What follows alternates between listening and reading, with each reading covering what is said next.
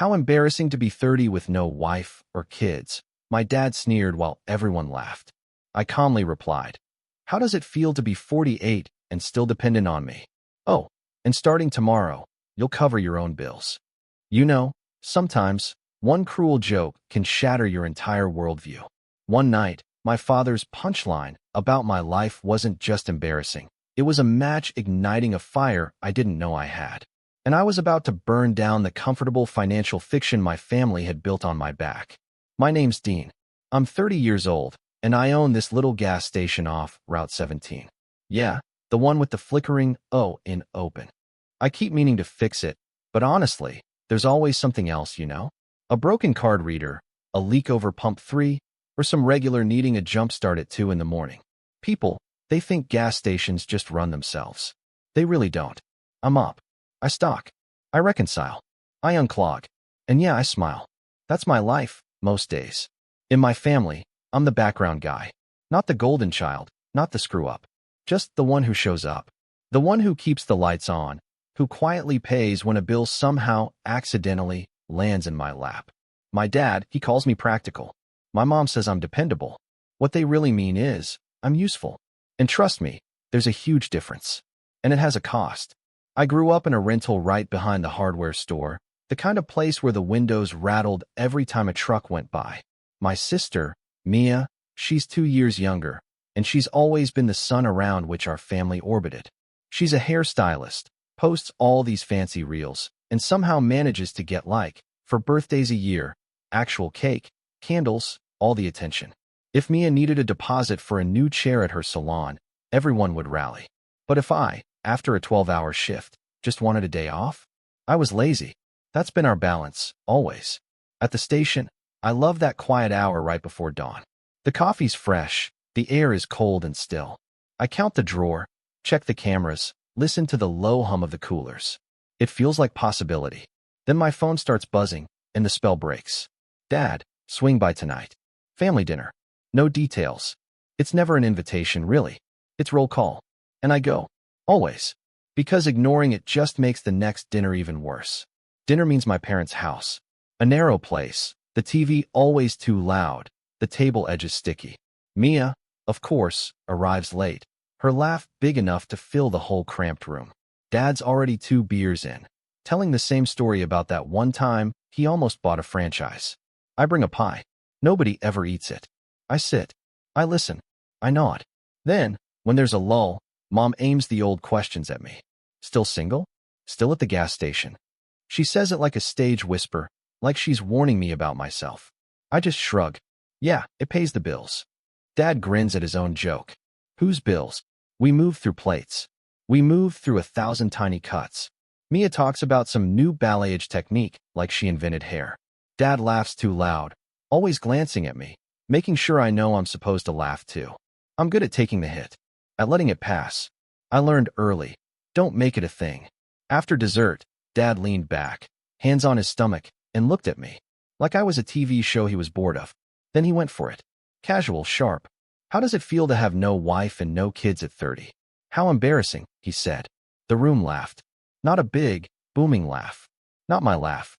Just an easy, familiar ripple. The kind of laugh that says, asterisk, we know the script. We know your role. Asterisk, I stared at my untouched slice of pie. My jaw locked. I swallowed, feeling something tight, an old shift in my chest. I didn't blow up. I didn't storm out. I filed it away, the way I always do. But this time, the drawer just wouldn't close.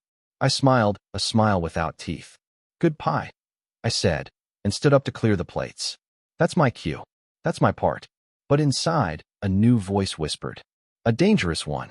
This is going to change soon. See, I never planned on owning a gas station. It started with graveyard shifts at a 24/7 place off the highway when I was 19. Just a job. Just trying to keep us afloat after Dad's hours got cut, and we needed help with rent. I learned the rhythm fast. Truckers at 3 a.m. High schoolers buying energy drinks like they were medicine. The occasional tweaker trying to trade a car jack for cash. You keep your head. You keep your hands visible. You keep receipts. After a few years, the owner wanted out. I knew the numbers better than he did. I bought the place with a small business loan and a handshake deal on the inventory. The day I got the keys, I cried in the office bathroom. Not because I was happy, because I was absolutely terrified. That station took everything. I fixed what I could, patched what I couldn't. I learned to order fuel like a gambler. How much risk depends on what you believe about next Tuesday. When credit card fees went up, my profit margins blinked out like bad neon. When summer storms rolled in, I was on the roof with a tarp while thunder crawled across the sky. Still, I kept it alive. I made payroll. I paid suppliers. And when Dad's truck needed a new transmission, when Mia's salon chair deposit bounced, I paid that too. Just till Friday, they'd say. Friday is a very long word in my family. Mia is the golden one. I told you that. She never asked to be, but she never said no to it, either. At gatherings, Mom would brag about her entrepreneurial spirit. When Mia showed up late, we waited to eat. When I showed up early, I was told to set the table. That's what favoritism looks like from the cheap seats. It's not confetti and spotlights. It's 100 small pivots that always turn away from you. Money talk at our house always came wrapped in family needs. Dad's favorite line, "We stick together." The translation, Dean pays first. When I got the station, he started showing up with ideas. Partnership, he'd say, tracing the word in the air like a logo. I can help run the books. I told him the books were fine. They weren't, not really. But they were mine. He didn't like that answer. He said I was ungrateful. I said I was busy. Neither of us was wrong. Then there was Mia's tax debt. She'd forgotten to file for 2 years. When the letter came, she looked at me with eyes like a kicked dog. "They'll garnish," she whimpered, as if the IRS was some mean teacher and I was the hall pass. I paid the minimum to stop the bleed. "I'll pay you back, Deanie," she said, sweet and fast. 3 months later, she posted new mirrors for her salon. No mention of me. My parents kept a scoreboard you couldn't see. Every ride, every bag of groceries they bought me when I was 18, it was still on it. "We did a lot for you," Mom would say, soft, like a pillow over your mouth, whenever I hesitated to cover a bill. She wasn't wrong. They did do what they could. But in our house, help was a loan with no paperwork and heavy interest. It got worse last winter. Dad hurt his back at work. He was out for a month. He didn't even tell me until his landlord called me directly. "You're the contact on the file," the landlord said. I didn't even know I was a contact on anything. "They're 3 weeks behind," he added. I covered it. I couldn't stand the thought of Mom packing boxes in the rain. I told myself it was a one-time thing. It never is. Every time I asked for space, I was dramatic. Every time I said no, I was petty. At Mia's birthday, when I asked Dad to stop calling me depressing in front of the cousins, he said I couldn't take a joke. When I brought a bottle of decent whiskey and nobody opened it, I felt 16 again, holding a perfect report card while everyone cooed over Mia's new nails. It sounds small, written out, but small things stack. At the station, the pressure turned into numbers. Delayed deliveries because I pushed a supplier too long. An NSF fee because a surprise autopay hit the account the same day Mia borrowed $600 for product. A chargeback from some guy who claimed he didn't buy $80 in diesel, even though I watched him do it. On a Tuesday, my card processor threatened to raise my rate if my dispute ratio didn't improve. On a Thursday, my dad texted, "Your mother's phone bill. Fix it." No please. No context. Just fix it. I stared at that text until the screen dimmed. I started keeping count because feelings felt slippery. In 90 days, my family called me 122 times. 86 were about money. 14 were about a ride, a pickup, a couch to nap on after a fight. 12 were, "How are you?" Only 3 waited for the answer. The final straw before everything blew was a Sunday dinner that turned into a budget meeting without my consent. I walked in to find an actual notepad on the table titled Dean's Contributions, with columns and percentages, like I was a grant. Dad had written in block letters, rent 40%, utilities 35%, family phone plan 100%.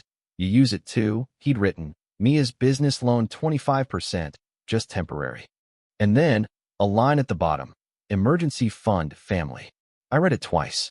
Then I looked up. "What is this?" I asked. Dad shrugged. "We're organizing. You want to be taken seriously? Be serious." "I own a business," I said, and heard how defensive it sounded. "I am serious." "Then act like it," he snapped. "You've been blessed. Share the blessing." Mia watched me, chin tilted, like she was on a reality show. "It's not a big deal, Deanie. You make good money. I laughed. It sounded like a cough. Do I? You're always at that station, Dad said. Don't tell me you're broke. That was the thing. I wasn't broke. I was compressed. There's a huge difference between not having money and not being allowed to keep it. I went home that night with that list in my pocket and a throbbing behind my eyes. It happened 3 weeks later at a barbecue that was supposed to be just family. The grill was going, cousins were there, music too loud for the tiny yard.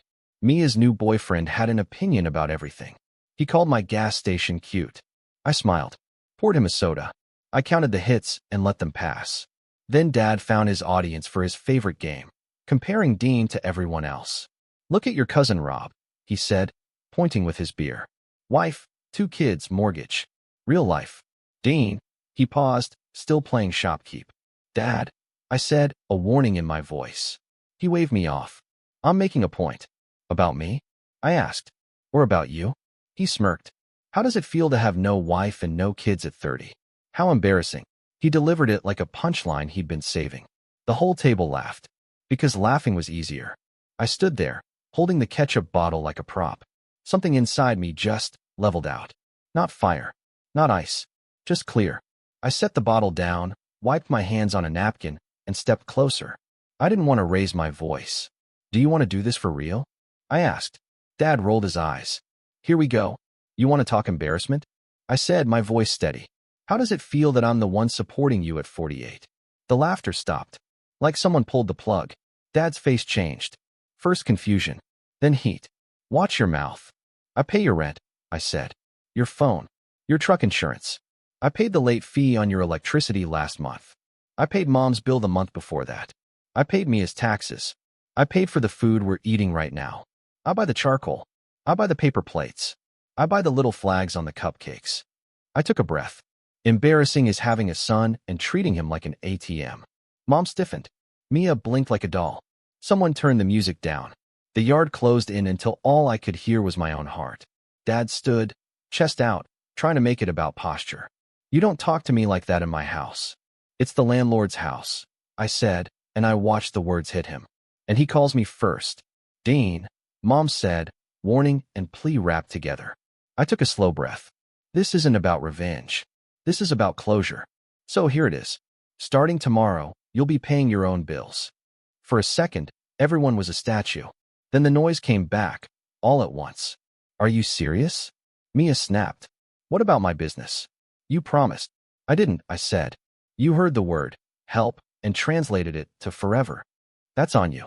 Dad pointed at me like he could poke a hole. We're family. Family helps family. I agree, I said. Family helps, not exploits. There's a line. You trampled it. You think you're better than us? He spat. I think I'm tired, I said. I think I'm done buying respect with rent receipts. Mom tried a new angle, softer. Dean, be reasonable. You know your father's back. He can't. He can apply for assistance. I cut her off. He can talk to his landlord himself. He can downsize. Budget. Sell the truck he can't afford. He can stop handing out my hours like party favors. You ungrateful little. Dad started, and I held up my hand. No more names, I said, my voice cold like steel. Here's what happens next. I'll cover what I've already committed to through the end of this month. After that, I'm out. No loans. No, just this once. No, we'll pay you Friday. If you text me about money, I won't respond. If you show up at my station, I'll call the police. If you want to talk about something that isn't a bill, I'm here. If not, good luck. Dean, Mia said, her voice small for the first time. Please. They'll cut my account. I'll lose clients. You could have paid the IRS before the ring light, I said. Choices. Dad stepped closer, jaw flexing. You think you're a man because you sell gas? I think I'm a man because I learned to stand up, I said. And because I'm not going to fund my own disrespect anymore. He opened his mouth. I shook my head once. I'm going home, I said. I hope you all figure it out. But I'm not your plan anymore. Nobody moved to stop me.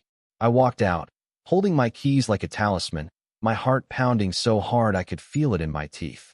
In the driveway, I leaned on my truck and looked at the sky. It was one of those evenings where the clouds looked like stacked plates. I waited for guilt to crash over me. It didn't. What came instead was silence. I didn't recognize it at first. It was mine, and I stuck to it. The next morning, my phone lit up like a slot machine in the movies. Buzz after buzz, banner after banner. I turned it face down on the counter and brewed coffee. I took my time. I sliced a banana the way my grandmother used to, coins in a line. I ate standing up in my kitchen, like a person who belongs in his own life. Then I picked up the phone. 27 missed calls. 52 messages. 3 voicemails from Dad that went from angry to desperate to angry again. A long text from Mom, full of words like disappointed and hurting us, plus a short one at the end. Your father is humiliated. Mia's were fast bursts. They froze my account. They're charging fees. Deanie, answer. And then a photo of a notice, like it was a newborn baby. I didn't answer. I walked into the station and did the opening myself, even though I had an employee scheduled. I needed the ritual. Lights. Unlock. Count. The ding of the door when I flipped the sign to open felt like church. Before noon, Mom showed up. She didn't buy anything. She just stood in front of the counter, her hands clasped like she was praying at me. Dean, she said, quiet. We can't do this. You mean I can't? I said, keeping my voice even. But I can. And I'm going to. We raised you, she said, like a spell. We did everything for you. You did what you could, I said. And I've done what I could. It's time for everybody to do what they can for themselves. She looked around the station like it might agree with her. You always wanted to be the hero. I always wanted to be treated like a person. I corrected her. There's a difference. She left without buying the water she was holding. I watched her toss it into the passenger seat of Dad's truck and slam the door like the water offended her. In the afternoon, Dad called from a number I didn't recognize. You blocked me, he said when I picked up. I filtered you, I said. If it's an emergency, call 911. It is an emergency, he snapped. They're shutting off the electricity. You got a shut-off notice last month, I reminded him. I paid it. You said you'd set up a plan. Did you? He hung up. 10 minutes later, he texted a photo of the notice, and then another of his face, red and furious, like proof of the injury I'd caused. I set the phone down. I wrote on a sticky note. Everything is a crisis when you refuse to plan. I stuck it to the register where I could see it. The first week was noise. By day 2, my aunts weighed in. By day 3, a cousin I hadn't seen in years sent me a paragraph about honoring parents. By day 4, Dad tried a new tactic. He showed up with a church friend who ran a financial ministry and wanted to pray over my wallet. I told them to leave. They didn't. I called the police. The officer knew my dad. That made it worse and better. He told them to go. He told me to document. I already had. The second week was quiet, but in a different way. The calls slowed. The texts got shorter. Wow, Mia wrote one night. I didn't think you'd actually do it. I didn't answer. I scrolled the messages sometimes, like photos of a storm I'd survived. I noticed the pattern, how it shifted from anger to guilt, to bargaining, to silence. Silence is the last stage. People think it's acceptance. Sometimes it's just exhaustion. At home, I did small things I'd been putting off. I replaced the shower head that sputtered. I donated the box of clothes I kept because maybe I'll wear them. I bought a cheap rug that made the living room feel less temporary. I started running again, early, before the town woke up, because I liked the sound of my feet on empty streets. It felt like building something, even when I wasn't at the station. On a Tuesday, I got a group text from Mom, titled Family Emergency Meeting. It had a location, a time, and a list, budget, responsibilities, expectations, Dean. I read it twice. I replied with one line, I won't be there. Dad responded with 3 words, you will be. I didn't go. They held it without me and posted a photo later like it was a cookout. I stared at the image, the table, the notebooks, Mia's boyfriend with a serious face, and felt a clean sadness. They were meeting about me again, like I was a problem to solve instead of a person to listen to. I went for a drive and ended up in the empty lot behind the station where the trucks park at night. I turned off the engine and sat. The sky was a hard blue. I counted the slats in the fence until my thoughts quieted. The third week, consequences arrived. Dad's truck disappeared from the driveway. Voluntary surrender, he told someone on speaker before he realized I'd answered. The lights went out at the house for a day. Mia's salon announced temporary closures for renovations, which was code for no cash flow. Mom called to tell me that the family phone plan would be canceled unless someone paid. I said they should cancel it. She gasped like I'd proposed murder. How will we talk? She asked. You can call me, I said. when you're ready to talk about something other than money." She hung up. An hour later, she sent a photo of a candlelit dinner with a camel. "Power's out, but we're making the best of it," she wrote, with a smiley face. I didn't know whether to laugh or cry. In the middle of all that, something strange happened at the station. Customers noticed I was lighter. I didn't tell them anything, but I guess you can hear when a voice is carrying less. A regular named Mr. Patel asked if I'd finally hired help. I said, "Not yet." He said he had a nephew who needed work. I interviewed the nephew the next day. Good kid, honest eyes. I hired him for evenings.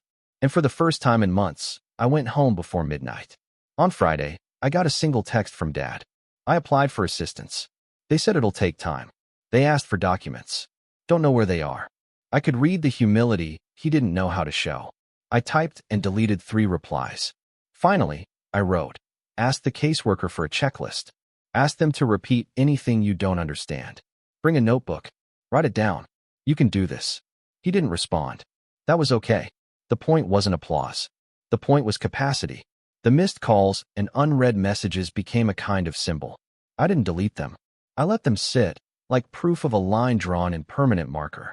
Some nights I scrolled to the beginning, to the barbecue, to the jokes, to the laugh that wasn't a laugh at all. I didn't brood. I observed. I drank water. I slept. On Sunday, I skipped dinner on purpose. I made pasta at home and ate it on the floor because my new rug made the floor feel like a couch. My phone buzzed once, a photo of the table without me, and then it didn't. The silence on the other side felt like a room I could finally enter. I'm not going to lie and say everything is fixed. It isn't. Dad still thinks respect should come with fear. Mom still talks in circles when she wants something. Mia still posts, "boss babe," quotes, and forgets to pay taxes. They're still themselves. And I'm still myself. The difference is, I finally let that be true without paying for it. What changed in me isn't anger. It's boundaries. I say no without a speech. I say yes when it's clean. If Dad asks for advice, I give it. If he asks for money, I don't. If Mia wants me to co-sign anything, I won't. If Mom starts the "we did everything for you" script, I end the call. Not with cruelty. With practice. This isn't about revenge, I told Dad that night. And it still isn't. It's about closure. Closure, it's pretty boring from the outside. It's receipts in a folder. A calendar reminder to reconcile on Thursdays. A list on the fridge that says, sleep, water, laundry, run. It's making a sandwich and eating it slowly. It's understanding that family is not a password that unlocks your bank account.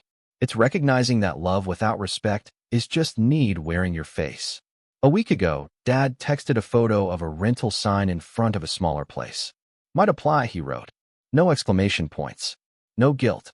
Just a thing he was doing. I told him the application fee was sometimes negotiable. He said, "Okay." That was it. It felt bigger than it looked. The moral is simple, because simple is all I can maintain. You don't owe anyone your ruin. You can love people and still refuse to finance the disrespect they serve you with a smile. I'm the same man I was before. Gas station owner. Early mornings. Coffee that's too strong. The difference is, I'm not a background character paying for the scene. I'm in it. I'm speaking. And when someone laughs at a line that cuts me, I don't pick up the plates anymore. I pick up my keys. I go home. And I build a life that actually fits me.